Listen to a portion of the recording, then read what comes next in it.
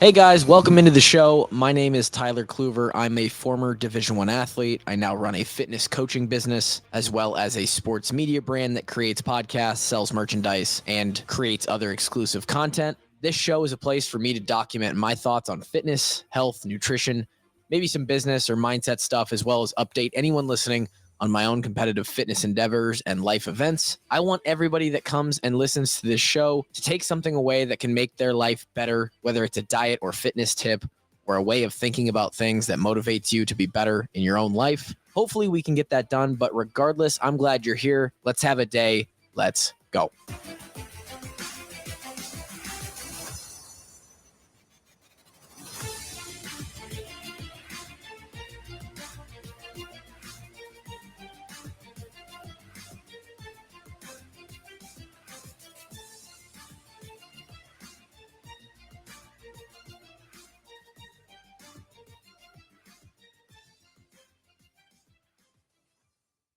Believing and trusting into yourself. It's opened that up and sounded like a sermon, and I don't want to preach, but that is going to be the message today. Is the message have a specific title in church? Is it like I don't know, topic of the day? The sermon. Today's sermon is going to be on believing in yourself, trusting in the work that you've put in. It is going to be about that stuff. We're going to talk about that, the idea of trusting the work that you've put in, whether it be for school. This is something that I struggled with mightily. Honestly, it might be something that, well, we could look at as a recurring theme in my own personal life, but maybe this is relevant to you as well. It could be at your work. It could be in your own fitness when it comes to competition. You could be competing in something else that isn't fitness, but a sport, or I don't know what it is. And you've put in a lot of work. And how do you trust that work that you've done? It could be as a family man, as a husband, whatever. This relates to anything in life. The idea of self confidence and trusting yourself, believing in the work that you've put in your life. We'll get there in a second, but I'm glad you're here. It's the Snap Podcast. Not sure how long we'll run today. We've had a couple longer episodes the past couple weeks. Been really enjoying recording these on a Monday. I use them as a kickoff to the week. I do a lot of podcasts. All right. For anybody listening, again, you are probably a combo listener. I If there's anybody out there, actually, please reach out to me at Tyler Kluver on Instagram or Twitter or Tyler-Kluver at live.com. I don't care. Somebody please tell me if if you only listen to the Snap podcast and you you somehow, like, the start with me as someone who produces content, you found me or you followed me because I played for Iowa, but you never listened to the Washup Walk-Ons. Anyone who doesn't listen at all to the Washup Walk-Ons hasn't really listened to it ever, but does listen to this Snap podcast. Please contact me and let me know you are out there. I would love to know if there is that person. If there is, I'm guessing it's less than 5 people, and you are a very, very special breed. The point of that is most of you hear me talk. You hear me talking. You hear me doing other stuff for the Hawks, Washup Walk-On stuff on a consistent basis every single week, right? Especially right now in the middle of the season. I decided to embark on a maybe an I want to use the word unfettered, but I don't think that's the word I'm looking for. Uh, non-advisable journey this football season, where instead of producing 2 podcasts a week, which is already an okay amount of work, it's not crazy. I decided that we're going to do 4 podcasts a week, and that actually is plus one. It actually was 3 podcasts a week. Now it's 5 podcasts a week because we do a private one for our Patreon subscribers. And we're quite literally, the walk-ons come out with an episode every single day of the week during the season. You don't have anything on the weekends, but Monday you get a recap episode of the previous game. Tuesday, if you're subscribed, you get a private Patreon podcast that goes over anything funny or entertaining that is current event based. between Grant and I. And then we do a Big Ten ranking. Wednesday, you get a press review show where me and David Eichholt go over. We do all these shows. Thursday, preview pods. Friday is a strength conditioning based podcast. And then on top of all that, we record this podcast, the Snapped podcast. Why would I do that? Why would I add a sixth show? In total, I'm talking for 1, 2, 3, 4.5. I'm talking for 5 hours a week on live mic. Live recorded 5 hours worth of me just saying words or being in conversation with other people a week. And I could cut out 10% of that if I just didn't do this podcast every week. But I like this. And moving it to, we still release this on Wednesdays. So you guys are hearing this on the 16th or later. But I'm doing this on the 14th. And I've been doing it on Mondays because Monday is actually the day you would think like, oh, let's start the week off hot. Let's start knocking out some of these shows. Well, the way it falls and the way that certain shows go, we actually don't record anything on Mondays. We record Sunday night a podcast. Tuesday, I record 2 of the shows. Wednesday, I record 2 of the shows. So Monday is this open day where for me personally, I like to set up my week life-wise, right? I take a look at what I have training-wise that week. If I'm doing some sort of qualifier or I'm prepping, or there's an upcoming competition or the open's close or whatever. For my own personal fitness, I like to set up the week where I'm going to be successful there. Where's my rest days? Where's my double days? Where's the hard pieces that week? How do I have to uh, structure or shift around training sessions around life stuff, right? I like to do that on Monday, kind of get a lay of the land. I also do that with the work side of things. I lay out the topics, specific points I want to hit on all these different podcasts that we're doing. Um, but there's a lot of like jumping into the week, right? You've just come off the weekend. For me personally, Thursday morning, by the time I get to Thursday morning and all that work is done from Monday, Tuesday, Wednesday, my workload lightens up a lot. Friday is essentially a third weekend day for me. I like to operate on a 3-day weekend basically. I know that's super privileged, but because I can do it, I like to do it. Right? So Thursday I basically am cleaning up anything left work-wise that I have and then trying to basically like get done with work as quick as possible because by the time Thursday afternoon, zone 2, that's a zone 2 day for me. So when I get to my workout Thursday afternoon after lunch, work's basically done for the week. And I go into this mode of complete relaxation, all about me. Friday morning, I'm hitting a massive gym session at the gym with the boys. We're hanging out. I come home, we're eating lunch. I've been doing the disc golf thing. Saturday, chilling, college football, family. Sunday, same thing. So when Monday rolls around, I have to like jump back into the ice bath. That is work.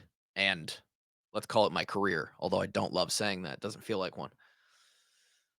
And so doing this podcast, and it almost relates to the topic that we're going to hit on quickly about trusting yourself, believing in yourself, self confidence. Doing this podcast helps me sort of jumpstart the week. It provides a little bit of lighter fluid to the small spark of Monday morning motivation. And not only do I use this podcast to sort of jumpstart the week in general, but then specifically the details of talking, of speaking. I have used this show and the working on 200 episodes worth of this show to refine my public speaking, my talking on a microphone. I still say a lot, uh, um, still say it a lot. You can find it in all the shows. I say it so much less. Flow of conversation, anticipating what my co-hosts on the walk-ons are trying to say. Uh, there's a note right there. Coming up with new topics, flowing topics into each other, transitions, segues. I use this as almost an unseen laboratory to work on the skill of podcasting. And it gives me confidence. It gives me reps. That's reps in the gym right there.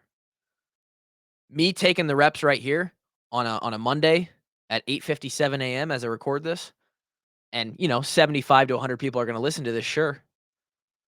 And this show has gotten a lot better. But me talking right here, there are little things about having to do a solo monologue podcast that really benefit me when I get into a conversation and have to run a show on a Sunday or a Wednesday night, and we're trying to put out high quality content for the Hawkeye community, right? And it gives me confidence that when I get into those shows, dude, I've talked on a microphone more than 99.9% of people in their life.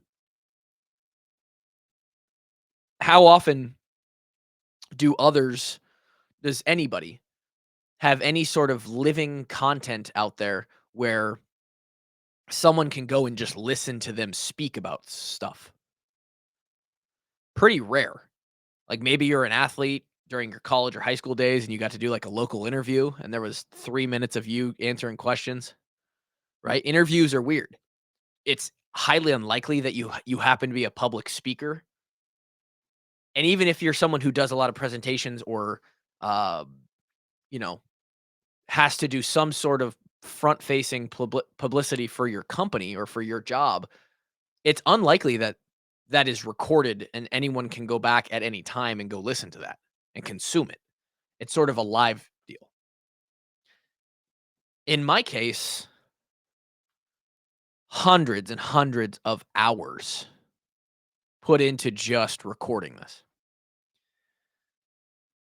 Almost 200 episodes of this podcast, and I would say they average about a half hour, 25 minutes to 30 minutes. 550-ish, that's actually more because we've done, shows that aren't necessarily part of the main show. I would say episodes of the walk-ons is now over 600 that have gone out on that RSS feed, and those average at least an hour, probably likely 70 minutes if you were able to figure that out. Then you have, the Tuesday show that I mentioned that I've been doing for, I think, 3 or 4 years now, every single Tuesday. That's another 150 hours plus. I'm probably approaching 1,000 hours of being recorded and putting out content. I would hope to God that at some point I had gotten better or learned a thing or two about podcasting. But the takeaway is that every time I hit the record button, I should now at this point feel pretty damn confident that I'm going to be able to talk either by myself in a arena like this, or if I've got somebody on the show, or if I'm interviewing somebody. Interviewing someone is an entirely different skill. I should feel pretty good about my ability to get that done. And that relates to today's very, very short topic. I've told you that I'm doing a qualifier right now for a competition in Charleston, South Carolina. I could actually give you guys an update on that, the first week of that competition. Last week when I recorded this, after the first attempt at last week's recording got smacked in the face by tech issues and just completely disappeared, we recorded another episode right before I made my first attempt, or what would have been my second attempt at that workout. Sometimes in life, you're going to put in a wasted effort. And I'll just let you know right now that that second attempt last week could basically be considered a wasted effort. It hurts so bad, even emotionally. We did a 20-minute workout of pain and suffering a second time, only to get 4 more reps better than my first score. Basically, in fact, I could actually look at the leaderboard right here because I'm on the individual leaderboard as well. I did 4 more reps simply to be ahead of oh, I did 4 more reps simply to be ahead of 2 people. Wouldn't have mattered even a little bit. Not even a little bit. So, there's still good that comes out of that, putting forth an effort, working hard, stepping up, when you don't know if the result will be there or not. But that effort last week was basically for naught. Did not end up great in that first workout, and I think I talked about that. Out of like 300 people competing, I wasn't even in the top half of scores. 170th, yeah, 170th out of like, well, let's call it 300, 200 and 262 people. So really, I was even worse down the leaderboard there. Just like a really not a great. I mean, it's embarrassing for how much I work out that I couldn't get better than that. To be honest, it boils my blood. But nonetheless, tough workout for me. Not a good workout for me. Work. We're into week. Jesus Christ, we're into week 2. Workout 2 came out. It's a two-parter, and this one is much more down the pipe, as they would say. 12, 10, 8, 6, 4, 2, back and forth of front squats at 135, burpees over the bar, short and fast. It's going to be 3 minutes and 30 seconds ish. All the boys that I am doing this qualifier with, Cole, Jay, um, Isaac, DeMarco, who's down in the Carolinas right now, other guys from the programming that we do that have done it. It's a 3 minute and 20 to 40-second workout, fast and painful. Something that I can do right in my time frame, right? Output, just go, hurt a little bit and go. And then you rest to the 10-minute mark, and from 10 to 20 on the clock, you perform a increasing clean and jerk ladder. Hello. Love that. Love that for the guy. 10 clean and jerks at 185, 8 clean and jerks at 205, 6 clean and jerks at 225, 4 clean and jerks at 255, and finishing with 2 clean and jerks at 275. You complete those 30 reps of clean and jerks as fast as you can. And you have to actually, at each weight, you have to complete that weight in 2 minutes or less, or else you cannot move forward. That will not be an issue for me. That total workout should take me somewhere between 6 and 7 minutes, I hope. Hard to say with the fatigue that you're going to experience in the first part. It's part of the gig here is how fit are you? Oh, there's a yawn. How fit are you to do that first workout at super high intensity, get 6 to 7 minutes of rest, and then fire up 30 clean and jerks that are pretty heavy? We'll see. In theory, knowing what I'm personally good at, just naturally, what I've done in the gym for hours and hours and hours, hundreds of hours, just like the podcasting I've done, the working out that I've done over the last 4 years, realistically, I started competitively training 3 years ago this month, essentially. Just over 3 years worth of, like, competitive focused training. I should trust and believe in myself to fully attack this workout, and maybe that's why I'm having a little bit of an internal conundrum here of, like, do I hold back? Can I really good can't do I really have the ability to get a great score here? I'm questioning myself, and I've been questioning myself all weekend. I did the first part the other day just as a test without the second part, no camera, just wanted to see. I even came out just like a touch slow just to get a feel for how it was going to feel. And I ran it in like 3 minutes 46 seconds. Um that was on Friday after I had already done a heavy session in the morning and was just moving in the afternoon. So fresh off the weekend at a game speed, I think I can go and be super competitive with the first part of this workout.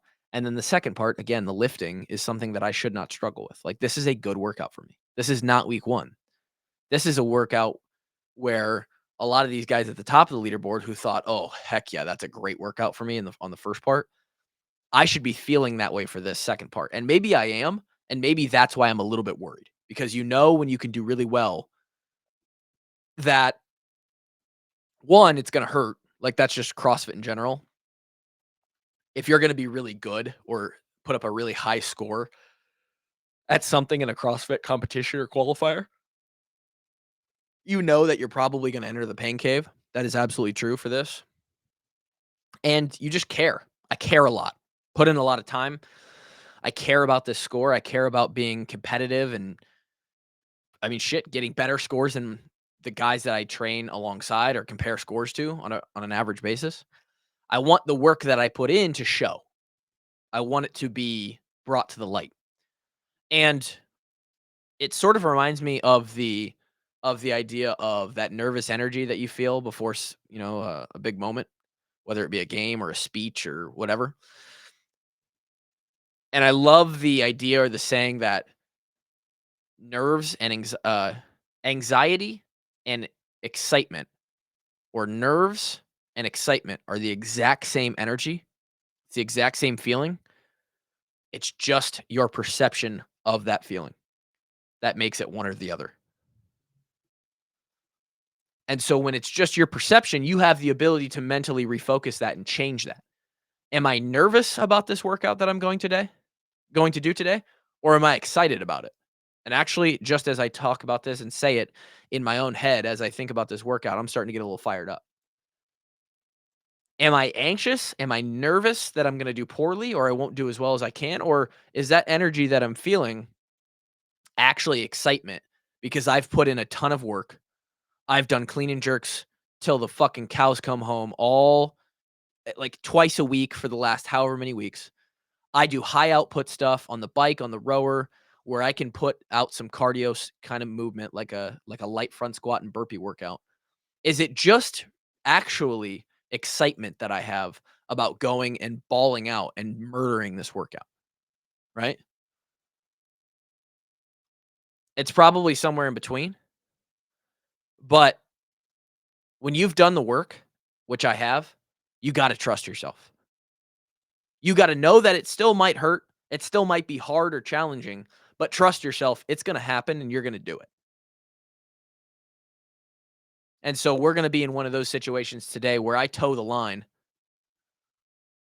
literally, figuratively, and literally. And I step up to that bar. The clock is going to count down. The camera is going to be on. This score counts for this qualifier on this competition that I'm trying to do. And I'm going to do that just like the other 260 guys did in week one. And this is a week where I should ball. We should be cooking a little bit here. And the clock's going to strike 0. It's going to start moving. I'm going to pick up the bar and we just have to fucking go. It's going to hurt, but I have to know that I've prepared well to do that workout. So there's my own pep talk. Maybe use that as a pep talk for you. That's just a self pep talk for me that I'm going to have to tell myself 2 or 3 more times today before I do that workout, because